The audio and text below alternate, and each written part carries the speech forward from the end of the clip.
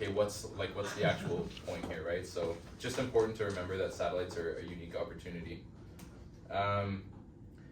Just a little bit kind of an overview of what they actually are. So I mentioned they're, you buy into a satellite tournament for a fraction of the cost of the target event. So for example, you can play a $10 satellite into an $100 event, where for every 10 entries there will be 1 seat awarded. So you can see kind of how the math works there. Another unique feature, this is more applicable to online satellites, is there can be multi-step satellites. So maybe it's, you play a $1 tournament into a $10 tournament, and then the $10 gets you to that target main event, so you kind of have to win 2 tournaments to get to the target event. But again, that's more relevant if you're going to be playing satellites online. The fundamental difference between a satellite tournament and a regular tournament is the way that the prizes are distributed. So normally when you play tournaments, there's going to be some sort of payout structure, whether it's top heavy or a little bit flat, you're playing for money. In satellites, the prizes are all the same, and you're playing for a seat into another tournament. And that's I'm gonna talk a little bit more about that on the next slide and how that affects your strategy. But ultimately, to sum up the strategy when you play satellites, the strategy is survival. You don't need to come first place in a satellite to win the same prize as everyone else. If there's 10 seats awarded, think about it. First place and 10th place gets the same prize. So you need to outlast a certain number of people. You do not need to win the tournament. I know sometimes it feels nice when you're, sitting in the chip lead in a tournament and getting to bully everyone, but it's not the goal in a satellite because, again, the prizes are going to be equally distributed. All right, now I think, do we have any questions on just kind of what satellites are, how they work? No? Okay, let's talk a little bit about the strategy. So I just talked a little bit about the importance of surviving, and GTO heavily supports this, and it just revolves around avoiding unnecessary risks. So when you're playing a normal tournament, sometimes you're going to take risks to win big pots and position yourself to potentially win the tournament. Satellites, sure, there will be spots where you're faced with tough decisions, but just generally speaking, you want to avoid risk at all costs. Another type of risk specific to satellites is all-in risk, and just understanding that EV or your equity is gained by folding. And GTO again supports this and suggests that you should avoid going all in as much as you can, because whenever you're all in, doesn't matter if you have pocket aces, pocket kings, or 7-deuce offsuit, when you go all in, if somebody has a bigger stack, you have a risk of busting and then no longer winning a seat. Now, another concept here, over the last couple of weeks, we've learned a lot about ICM and what that means, the independent chip model, and how it guides your decision making in tournaments. In satellites, it is a little bit different. The fundamental calculation, when we look at ICM in a tournament, it's kind of what your stack is worth in terms of dollars. But when we talk about ICM in satellites, it's more around what is your chance of winning a seat, because again, all prizes are going to be distributed. I don't want to talk too much about ICM in terms of satellites because a lot of the concepts will apply from what we've already learned, but it's just important to note. Another big thing that we all love to do as poker players is not believe people and make big hero calls. And sometimes we'll be playing in a tournament where we think somebody's being overly aggressive. See someone in the back who loves making these hero calls. And sometimes this is okay in normal tournaments, right? If somebody takes a line in a specific hand and you really don't believe them, and you do think you have the winner, sometimes it is okay to put your chips at risk and make a big hero call. This becomes a lot less valuable to do in satellites. Again, you do not need to have the most chips in the whole tournament to win a seat. So just engaging and being more risk averse will benefit you. The last one here that I have is something, again, shifting away from GTO and the technical strategy when we talk about satellites. And this is something that I've learned from playing a lot of live events and online satellites, is being able to adjust your play based on the people that you're playing with. So some people in certain spots are going to be overly aggressive, and you should just fold. You don't need to get into big pots with guys who are being very aggressive in these spots. And then you're going to find people who are being overly tight or passive, and then it's a good idea to find ways to exploit that and be more aggressive yourself. So if you're nearing the bubble or the phase of a satellite where the tickets are soon to be awarded, say there's 10 seats and there's 12 people left, there might be people that are just clicking the fold button no matter what 2 cards they get, and that might be the right strategy. So this is a spot where if you have a large stack, you can start putting a lot of pressure on the short stacks. But just this whole idea of kind of reading the room if you're playing in a live tournament, reading your table, or online, just knowing who you're up against, and being able to adjust. Like if people are not respecting ICM and they're playing every hand, just fold, because you gain EV in folding. So that's kind of the broad strategy in terms of what satellites are, what you should be thinking about. Any questions before we move forward? Okay, let's jump forward. I want to talk through a quick example. So we're under the gun 8, and we're playing in a satellite tournament. Under the gun means you're first to act, so right after the big blind. You have 25 big blinds in your stack.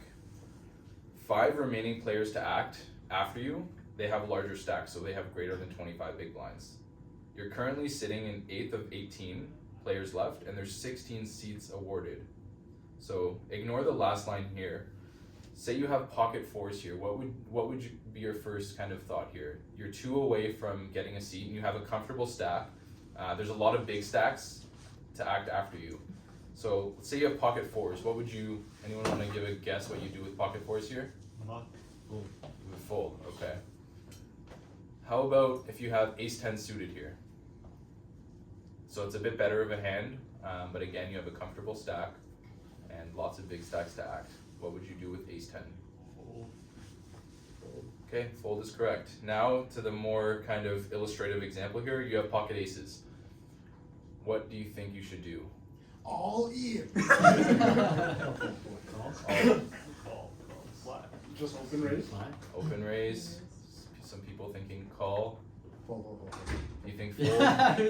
Coming from the guy. What's the opening action? I know what I should do. You're under the gun. I know Oh, what I should In a satellite, yeah. So you're 8 of 18, 16 seats, so you're 2 away, and there's obviously 10 other short stacks.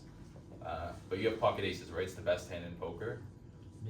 Against any 2 cards, you're gonna have, there's a chance you have 80% equity. So we have some people that want to raise here. I feel like you could fold, but I feel like in real life I would never fold. Because you could fold your way to getting the seat. Right. So the answer here is you are going to be folding at 100% frequency. And that is because you have no reason to enter a pot right now with stacks that are bigger than you. Say you were first of 18, that would be completely different, because you can happily raise this hand and people are not going to want to play a pot against you.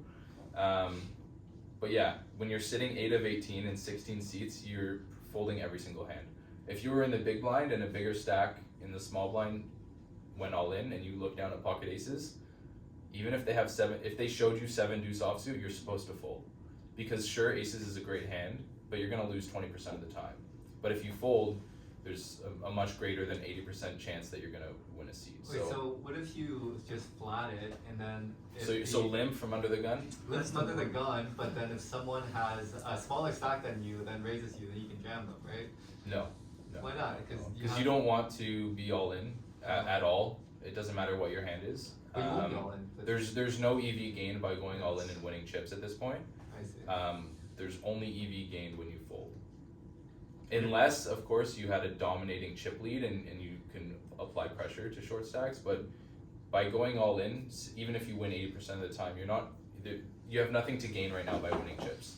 The only equity you're gaining right now is by folding and waiting for the short stacks to bust. Wait, so let's change the scenario. Sure. Right? Say there are 5 remaining players left to act, only half of them have bigger stacks than you. Fold. Still fold? It's a pure fold, yeah. What if you're like 16th of 18? So like if the last 2 people bust, you're in, but like if someone happens to double up, now you're at risk. Then you would be entering the pot, yeah. It would obviously depend on how much shorter the other 2 stacks are, and that's kind of getting like a little bit more specific with it. The concept here is that if you're in a comfortable position in a satellite, your goal is not to maximize the amount of chips you have. Your goal is to survive, and you survive by not going all in, and you survive by folding, and you gain equity by folding. Of course, if you have one of the short stacks, that definitely changes things, and you will likely be trying to go all in with that hand. But in this example, aces, pocket kings, pocket queens, it's all going to be a pure fold. Yeah. What if the stacks are sort of even? Do you approach it more like a cash game, and as the stacks begin to separate, and there's more of like a clear ranking, that you then start to apply these principles? 100%, yeah, that's exactly right. So you're saying if out of the 18 people, like hypothetically, everyone had the same stack size? Yeah. So in a normal tournament, you're opening aces and playing that hand 100% of the time. I think in satellites, it's a little bit more complicated, and you can still have a lot of EV by folding, regardless, because if you don't play another hand, there's still a great chance that somebody else is going to bust. There's 18 people, only 2 more away from the money. You don't want to be all in at this point. Even if everyone had the same stack and you dealt me pocket aces, I don't want to be all in. Even if I have an 80% chance of winning, my chances of getting a seed are going to be a lot higher just by folding. And that's like the principle. Next week, I'm going to talk a little bit more specific spots and go through some in-depth examples. But for today, I just want to kind of drive this point home where you don't need to be playing hands late in the satellite, and you gain EV by folding. Hello, welcome. Thank you. Okay, so that that covers what I wanted to talk about for this week, just keeping it really high level and easy to digest for satellites. A lot of the stuff we've learned over the past few weeks is going to apply to your gameplay, but there's a few fundamental differences obviously that we discussed. Just to recap, the structure of a satellite, we're playing for tickets to bigger buy-in events. We're not playing for cash prizes, and then ICM has a very different implication in satellites. I want to talk for the next part, and kind of going to wrap up here after we go through some of this, but I want to talk about live tournaments. I think it's great to have gotten to explore a lot of strategy work over the past couple of weeks, and understanding how GTO applies to a lot of these concepts, and discussing pre-flop play and ranges, and looking at charts. But I want to talk a little bit more about, okay, you're going to play a live tournament. What are some things you should think about and expect? And not so much just about, what hands should you be playing from what position, but more just practical stuff that, is going to be applicable to everyone, no matter what stakes you're playing. But more in particular, coming up, we have WSOP Toronto. A lot of people that play that event, I know because I played in that circuit last year. For a lot of people, it's going to be their first live tournament. For a lot of people, they don't have a lot of live tournament experience. So I want to talk about some things that are going to be helpful. First one is going to be around mindset and preparation. I think this is probably more than 50% of the importance of being successful in a tournament. I think for some more than others, but I think for me, this is probably 70 to 80%, if not higher, level of importance. Just because for me particularly, I play a lot of poker. I see a lot of hands. I've dealt in a lot of similar spots. But what is going to change my success and my win rate is how well I'm prepared mentally and the mindset that I'm in to handle difficult decisions. So as I mentioned, preparation is key. A couple things I want to just highlight. Ensure you're well rested. This is something that I struggle with the most, is getting a good night's sleep. But it really does make a difference, especially when when you're playing live tournaments. Sometimes it's very taxing, physically, mentally, emotionally. But it's really important to try to get a good sleep before a live tournament. Staying hydrated and eating well, also super important. It's so easy to sit at the poker table mindlessly and not have anything to eat or drink for hours. Make sure that going into the event you've had lots of water and a clean, healthy meal, because you don't want to feel sluggish at the table and you want to be thinking clearly. And keep a water bottle with you at all times, whether it's sometimes in the casinos and the big tournaments, they're not really walking around with drinks too often, so just make sure you're prepared and bring some water that you can have. This is another good one that I honestly never thought of in the first couple tournaments that I played live, but arriving early and planning for breaks. First one, arriving early is important. Obviously, there's strategy to late registering tournaments, but if you do plan on playing here or WSOP Toronto, arrive early. Last year in the first event that I was playing, I think I showed up 15 minutes before it started, and I was walking into the casino and I'm checking my pockets and I take out my wallet and my ID wasn't in there. 15 minutes before the tournament started, so I had to call an Uber to deliver me my ID, and then I was late and got blinded out for a few hands. bottom line is just arrive early. I promise it's better to get there a little bit early rather than like kind of running and trying to find your seat and getting stressed out, because that's not how you want to start the tournament. Another one is planning for breaks. So there's going to be scheduled breaks in any tournament, and something that's helped me is having a plan for when I do have a 10 or 15 minute break, whether that's I want to do my best to get outside and get a few minutes of air, or I want to go through the hands that I've written down from the past couple levels, or I want to have a snack that I brought with me. Just kind of looking at the structure, knowing when you have a break and being able to make the best use of that time, because breaks are super important in poker. And setting realistic expectations, something that none of us want to accept when we play tournaments, but more often than not, we're not going to win, we are going to lose. So just setting realistic expectations for yourself, knowing that you want to go in and make every best decision possible and not being so worried about the outcome. A couple other things, like this is kind of going to vary person to person, but whatever helps you kind of just relax and clear your head before, whether that's meditating, visualizing success for the day, reading a book before, whatever it is that suits you, I would recommend just trying to clear your head.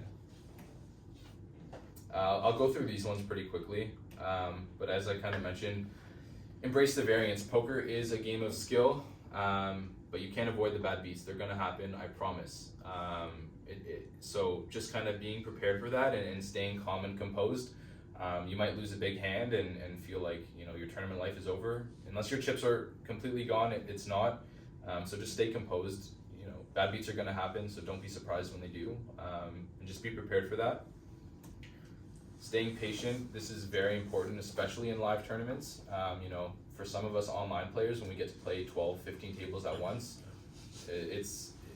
we don't have to be as patient because we have so many different spots coming up with playable hands. But when you're playing in a live tournament, sometimes you're going to sit there for 2 hours straight and look down at terrible hands and just be card dead, and that's okay. It's important to just stay patient, wait for your spots, and don't force any action. Just because you haven't played a hand in a while doesn't mean that you should start playing hands that are out of your GTO approved ranges. Just be patient. Adaptability is key. I'm not going to talk about this one too much, but just being able to kind of pay attention to what people at your table are doing is super important. You can pick up on a lot of tells, and it's going to be super helpful just to understand kind of what players' tendencies are. Maybe some people are being too aggressive, some people are being too passive, some people do something with their chips or with their hands when they're bluffing. So just just being aware of your surroundings and paying attention to the players you're playing with.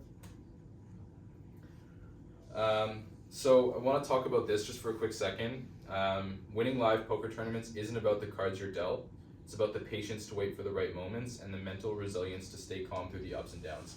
You're going to win big pots and it's going to feel amazing, and then you're going to lose big pots and you're going to feel like it's the end of the world. Being able to just stay in a steady state of mind regardless of the swings that you experience is super important. This one, I want to talk just very quickly about recreational field exploits, because for those of you playing in live tournaments, you're going to see some of these things a lot. And it's things that we don't always talk about, but I think it's super important. First one, limping is not pimping.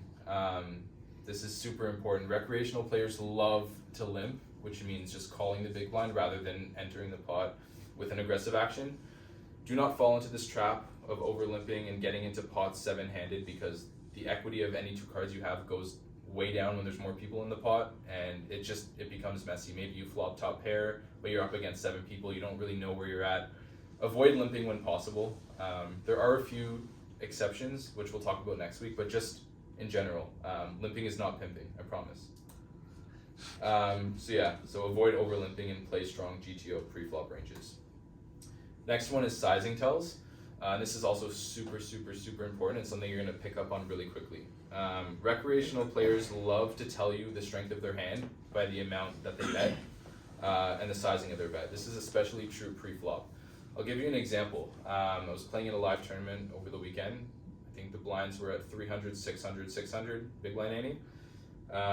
And a player from under the gun opens to 4,000, right?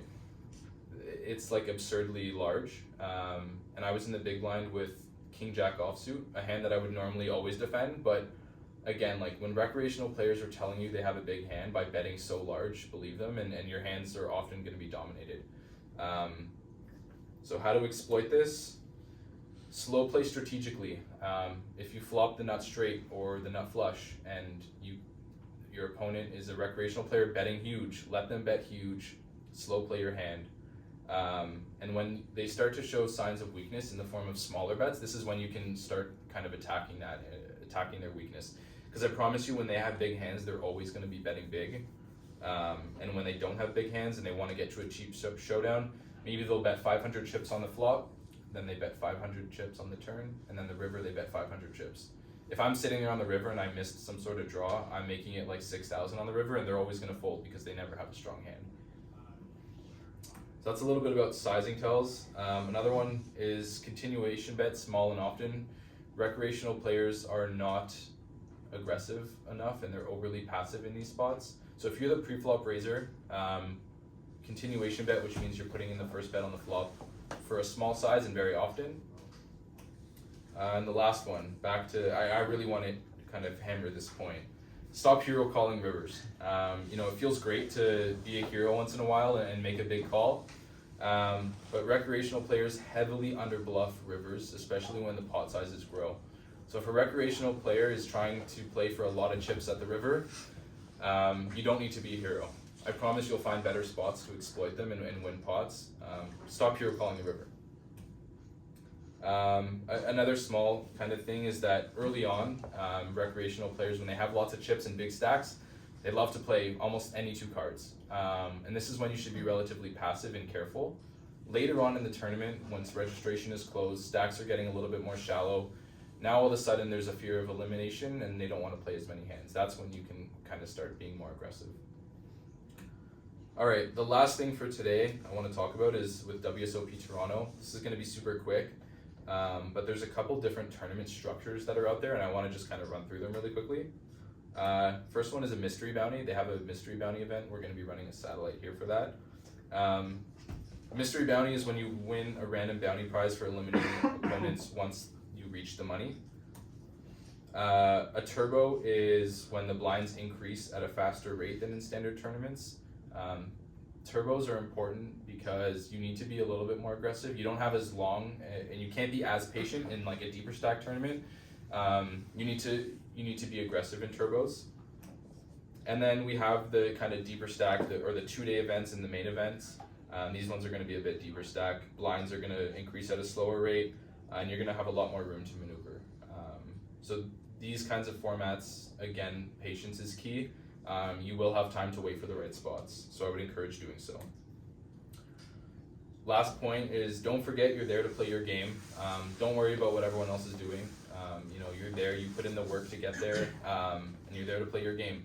Doesn't matter if everyone at your table has a bigger stack than you, or if everyone looks like they're a professional poker player, it doesn't matter. You're there to play your game, and just make the best decisions for yourself possible. Final thoughts. Kind of already talked about a lot of this, but a couple other things to highlight. It's okay to make mistakes.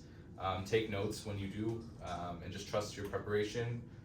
Again, we talked a little bit